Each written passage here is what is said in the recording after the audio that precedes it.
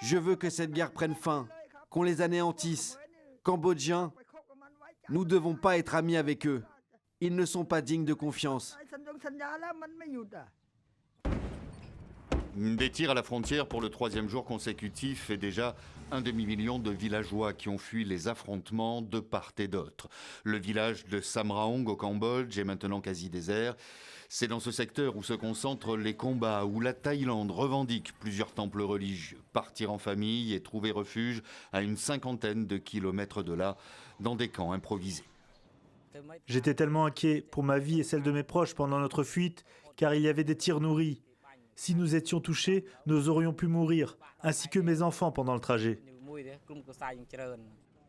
En quelques jours seulement, le nombre de déplacés dépasse déjà celui du mois de juillet dernier, où les affrontements avaient fait 43 morts, avec en ligne de mire toujours le tracé contesté de la frontière que se disputent les deux pays. Depuis dimanche, ils s'accusent mutuellement d'avoir rompu le cessez-le-feu conclu il y a seulement un mois, sous l'égide des États-Unis.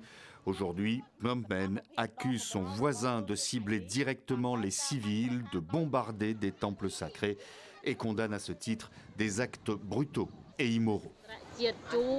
Nous demandons à la communauté internationale de nous aider afin que nous puissions vivre en paix et que cette situation cesse.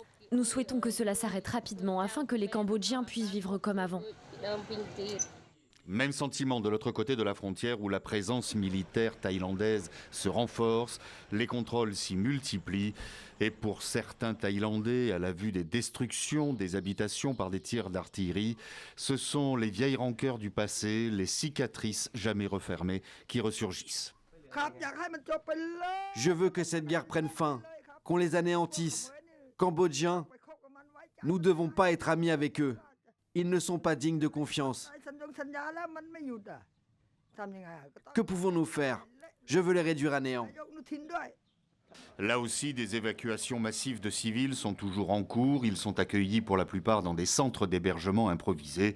Et l'heure est loin d'être à l'apaisement. La Thaïlande affirme qu'elle continuera ses opérations militaires tant que le Cambodge ne changera pas ses positions.